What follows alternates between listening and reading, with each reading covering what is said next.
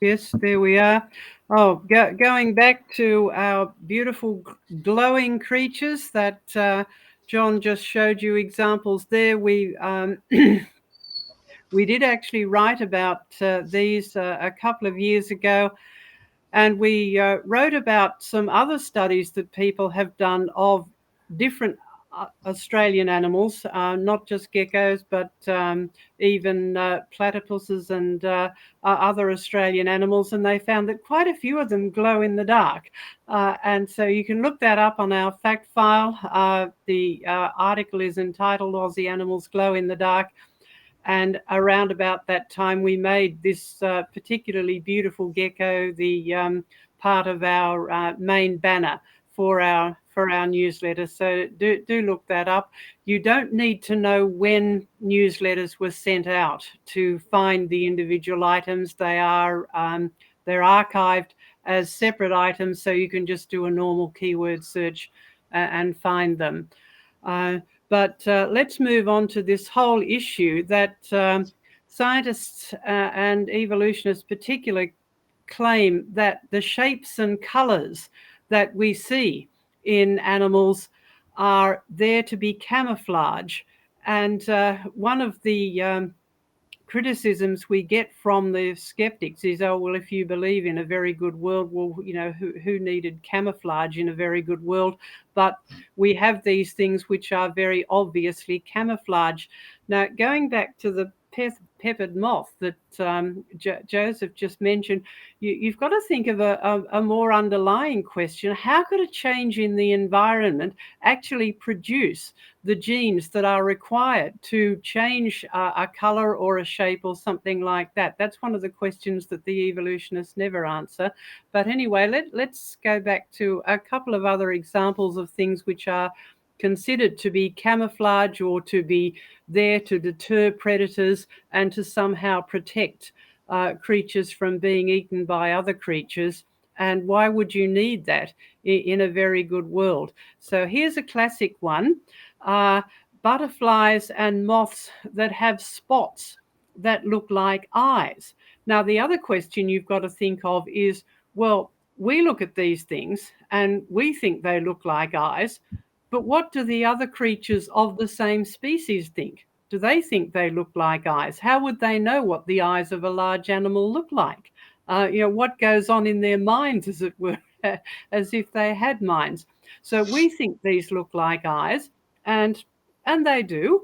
It's quite clever, and some of them even have this effect. Can you see in the picture there where you've got that little light area within the black area, which has the effect of looking like the sort of glint or shine that you get from the pupil of a big eye. So you think, that is really clever. This really does look like an eye. Is it a disguise that's been designed to or has the effect of deterring predators? Well, some scientists have just tried to look into this, and they have studied these so-called eye spots, and they found particularly the ones that have what looks like that sort of light glint in the pupil region is very highly reflective of ultraviolet light, and a lot of animals can see ultraviolet light, but we can't. So what they see is a little bit different to what we see. And so that brings up the question, well, what are the animals actually seeing? What are their own species seeing? And what are other animals seeing? So we've got to try and look at it from their point of view rather than from our point of view of saying, oh, well, we think this looks like eyes or something else. And so people have done experiments, and they found two things. One lot of experiments actually used artificial butterflies or that had different patterns of so-called eye spots, and they used these on different backgrounds to see whether they were more attractive to predators or less attractive to predators. And they found that the ones that had spots were actually more attractive to predators rather than less. So it's not actually a good disguise if that is a reflection of reality. The other thing is they found that the butterflies that have this spot with the reflective pupil actually attract females. And so this is probably the real function of these. If we go back to our very good world, no, it's not to do with deterring predators. It's actually to attract the opposite sex. So the reflective eye spots are really there as part of the natural world, where butterflies and moths hatch out, and the first thing they have to do is find a mate, because the butterflies and moths, being the reproductive part of the cycle of their life cycle, that's their main function, is to go and find the moths. So in fact, these reflective spots are there for a very good reason that is suitable in the very good world. And again, you've got to ask the question, if these things were there to deter predators, how did they get there by evolution? How many moths got eaten before they got they got eaten? Being eaten is not going to change the genes in a butterfly or a moth's genome in order to produce them. So the evolutionists come up with these throwaway lines, but they don't actually answer the question as to how it happens. And when you do the research and see what these things happen, that they are very useful in the very good world. Now, the other classic example, of course, of a colour changing animal, like the beautiful gecko from Jurassic Ark, but the one that most people know about, of course, is the chameleon. And in fact, the word chameleon has become almost embedded in the language, not just referring to this little animal, but also the whole idea of blending into the background. If something has a chameleon change, or that word has become so much associated to blending into a background and being able to change color. And again, scientists have done experiments where they've tried to get into the minds of the animals themselves. Now, obviously, we can't do this, but you can set up experiments where you observe the behavior and see how they respond to a particularly controlled environment. And what they have found is that chameleons actually use their color changes for communication. They signal to other animals. Now, again, this can be for courtship, and so you do get these wonderful varieties of colors in chameleons, and they really are beautiful. And we have to remember that God actually likes beauty.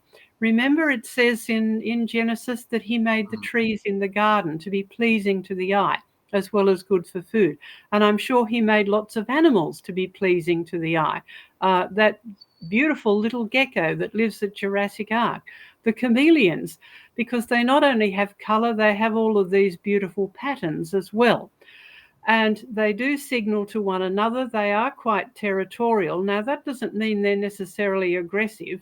So they can signal to other chameleons, well, look, I'm here, and this is my territory. And that doesn't mean they have to fight one another. It's just a way of signaling, and also a way of attracting mates. So the colourful chameleon patterns are really colourful language in the proper sense of the word. Colourful language, in other words, they are using colour changes for communication. That is something that works very well in the very good world, and it's not to do with disguise or hiding from predators, just like the spot theory of the butterflies has been spoiled by the people who actually do the research from the point of view, how do these look to other animals or other species, or other creatures of the same species rather.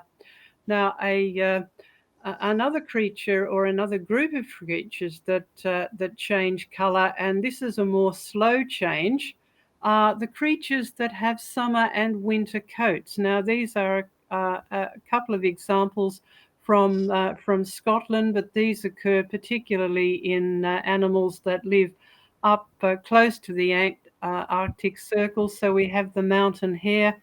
In summer, it's a sort of brown color, and this is supposedly to help it hide in amongst the grasses and brackens and other plants that you have in the Scottish Highlands.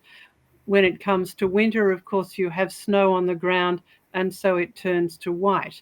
And another example of this is a type of bird. It's similar to a grouse, also living in Scotland, that it's called the ptarmigan.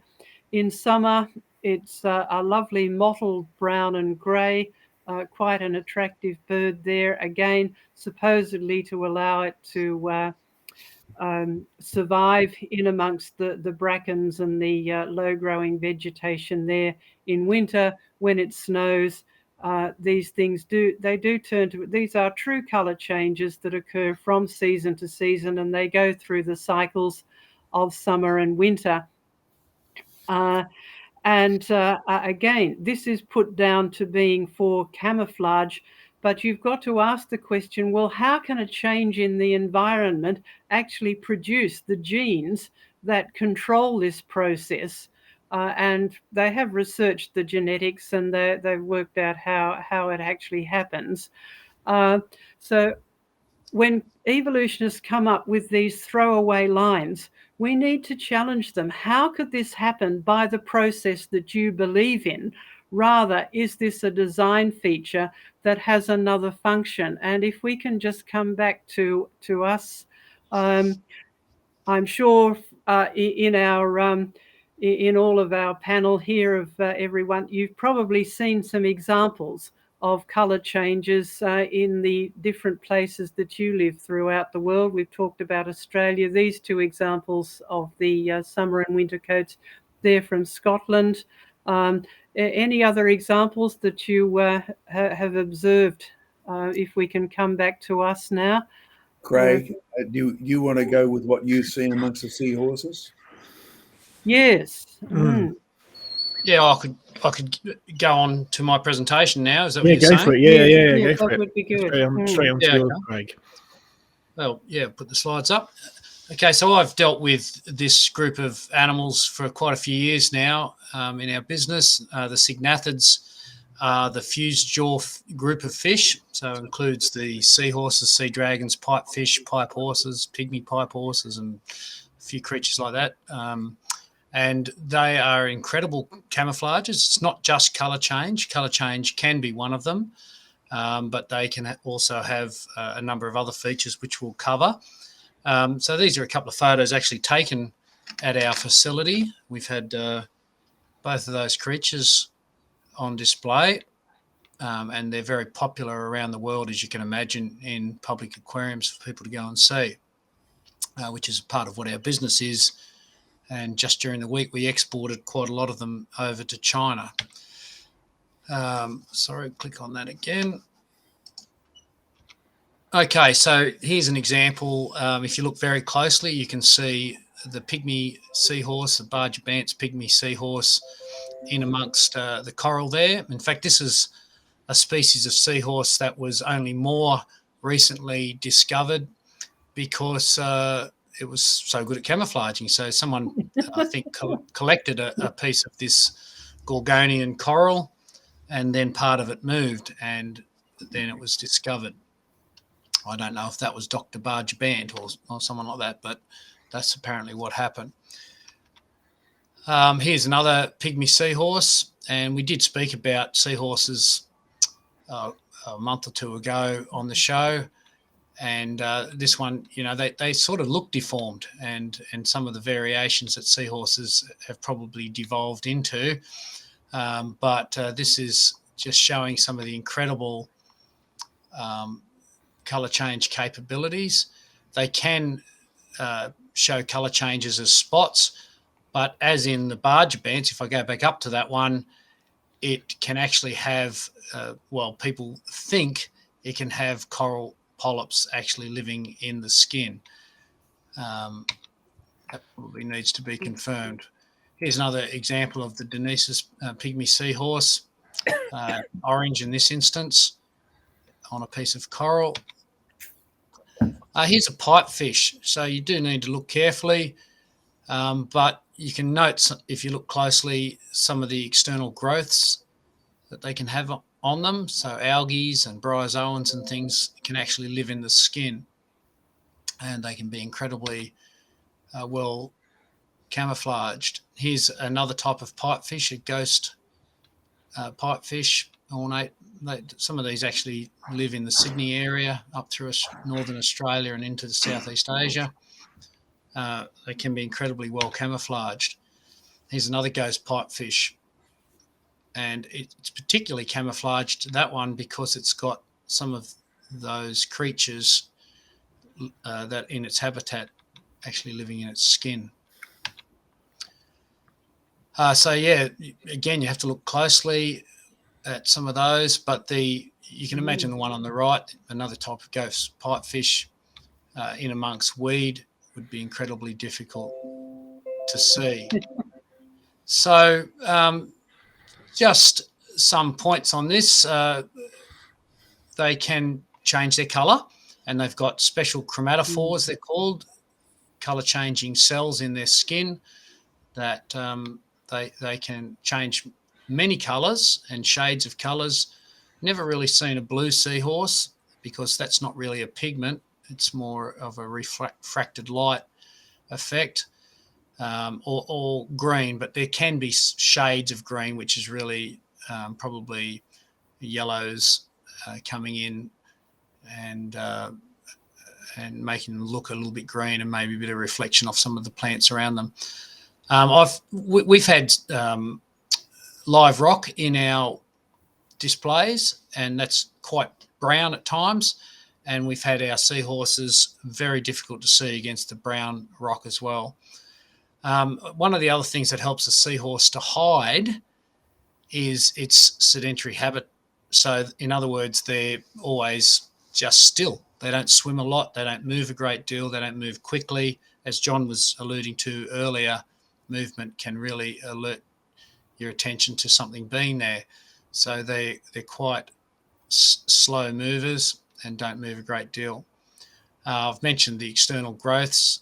A bit of a question mark there on the coral polyps, but that's a possibility. And then in the sea dragons, as I'll show you in a second, they can actually have leafy appendages as part of their actual body. But the interesting thing is, we can get some of these great photos of seahorses, pipefish and the like in habitat that makes them appear camouflaged, but very often they're not camouflaged. And this is in the wild. This is a picture in the wild of a pygmy seahorse. It's white and grey background, and that's quite obvious. So what's really going on? Here's the weedy sea dragon. It's not always hidden either. Sometimes they can be incredibly well hidden, this weedy sea dragon, but other times, and I've seen quite a bit of footage of these creatures in the wild, and while they're hiding in amongst weed, they're not that super difficult to see. So what's really going on? Are they really some of the best examples of evolution? Rudy Kuda, who wrote a very detailed book on sea horses, sea dragons and the family, in fact called them the ultimate in evolution. Are they? Have they evolved to that?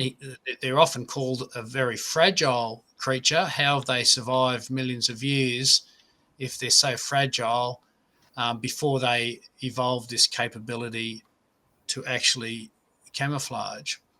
That's one question that evolutionists would need to be able to answer, given that there's no known ancestors of these things from what they've evolved from.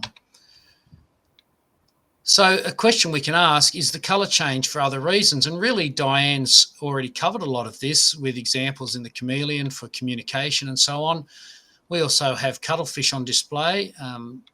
That's the creature there on the right of that slide, and they can be dramatic colour changes. In fact, they can have like streaks of lightning almost going through their body as displays, and this is clearly understood as either a warning or mating signals. It's nothing to do with camouflage, although they do appear to be able to use it for such.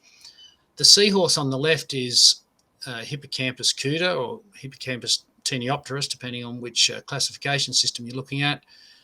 The spotted seahorse, it was once called the yellow seahorse, and well, it sometimes still is. It's sometimes called the spotted seahorse, and sometimes it's called the common seahorse. And the reason it's got all these common names is because people were finding black ones and calling them the common seahorse, a yellow one and calling them the yellow seahorse, and that's how the common names. But it's been found that they're actually all the one species.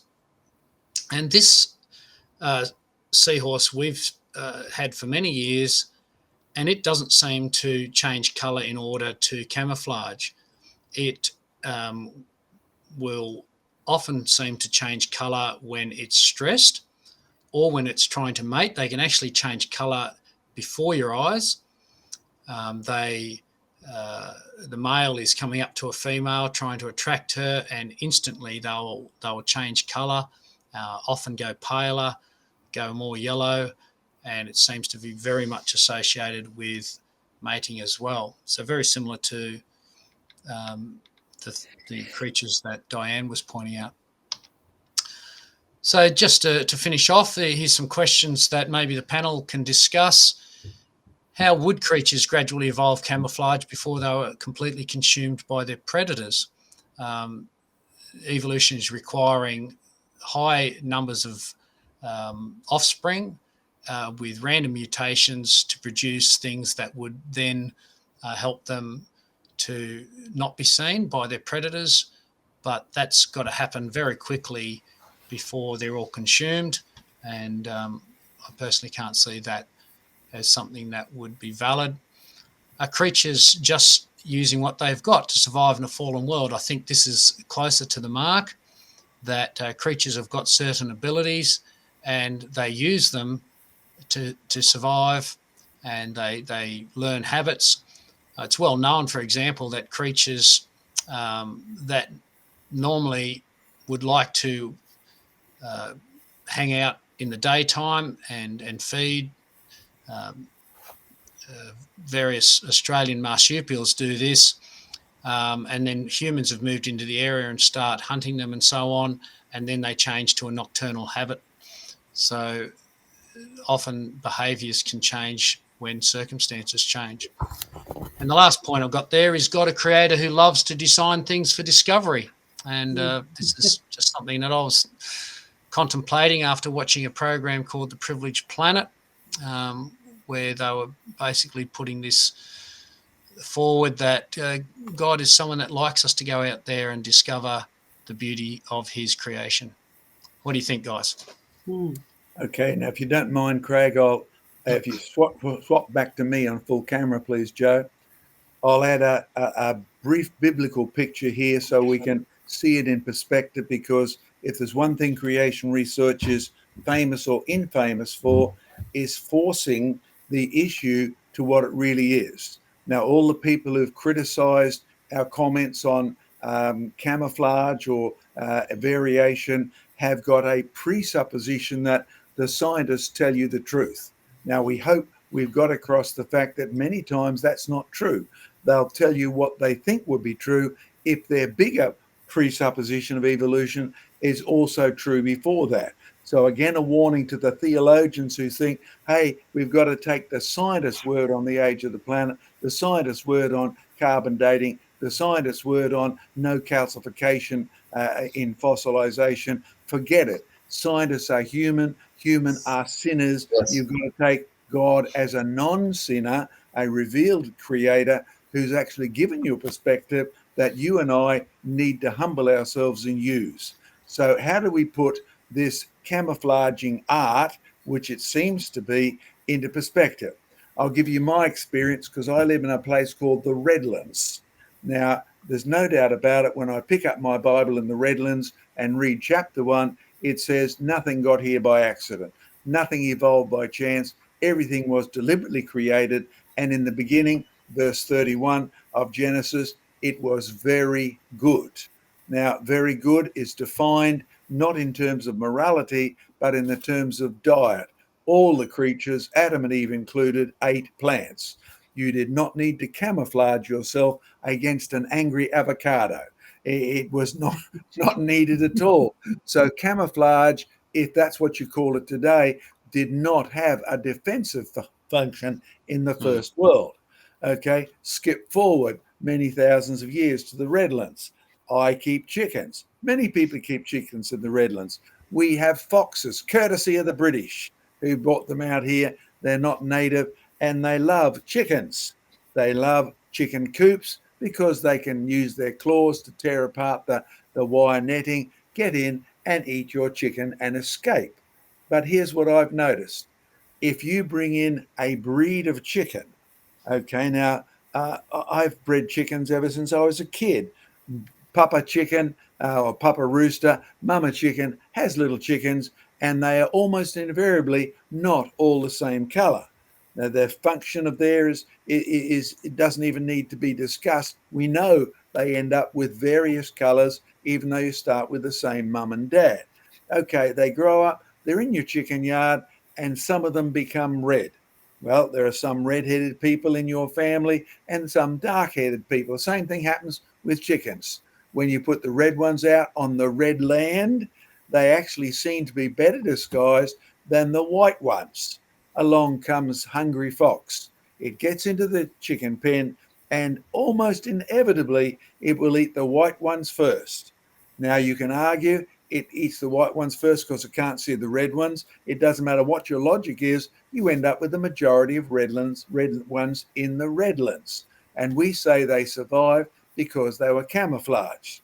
Well, you'll soon find out how true that is if you run out of white ones and all of a sudden you discover that the fox is a little more wily than you thought, and your red ones now start being eaten because it not only visually looks for white ones, they're easy to spot, you can actually smell the red ones and find their hiding spots. But that's his last resort. But we use the term camouflage. But did you notice its origin? And in a real world where God created and everything was good, and foxes only ate grapes like they are recorded as doing in Scripture. They only ate fruit like you can see them actually doing today. They ate vegetables, which you can record and prove. They didn't eat chickens. Your baby chooks would have had any color possible. They would have ended up a rainbow of colors. No fox to eliminate, no natural selection. But natural selection is real, but it actually eliminates the variations which don't fit in the environment. And so when you say it survives because it's camouflaged and red, no, it survives because the fox ate all the other ones. So natural selection is actually reducing your gene pool. The opposite happens when you remove foxes, and like a little town in New Zealand where it's surrounded by beautiful forest in the North Island, no harsh winters, somebody many decades ago let go a few chickens, and the tourists love to feed them. You know the signs in the parks that say don't feed the birds? Well, the tourists feed the chickens. And over the decades, the chickens are bred and counterbred and inbred and crossbred. Some people have bought their new red leghorns in, and you now have a rainbow. I mean, a literal every possible color, every possible size, because the only natural selection is let's feed them, let's fatten them, let's enjoy these chickens. Of course, a bit of a protest. Chickens poop. Poop is slippery. The council is worried about being sued. So don't be surprised that all those chickens have either disappeared now or they soon will, because council as a natural selection pressure is all powerful. It's got brains and it eliminates all of the possible genetic changes. Okay, go back to a biblical perspective. In the beginning, everything was very good. Natural selection would have only enhanced because it would have been totally positive, not negative. You didn't need to survive an attack. By the time you get to sin, sin brings death. Hint, hint, wink, wink, nudge, nudge. You Christians need to remember death is not a biological necessity. Death is a penalty for a moral problem started by man and then spread on the whole of creation. A real dilemma when you get to the flood in which many creatures were rapidly buried, so much so that even their guts are preserved, right? And you can see the evidence of rapid flood type burial, even in the graptolites down there in Tasmania, where they're all lined up. In fact, Craig, I suggested to you yesterday, you perhaps get some acetic acid or calcite, those little keratin type stripes, you can probably end up pulling them out and see what a graptolite was like in the real world before it was so rapidly buried. It's actually still there. When you have a look at the flood, a massive fossil interaction, a massive fossil formation resulting. And after the flood, remember, God gave Noah permission to eat meat. Now, he was not told to not eat pork. He was not told he couldn't eat cattle. He was not told to not breed cows in case the climate changed. He was allowed to eat plants and all varieties. There was no unclean creatures.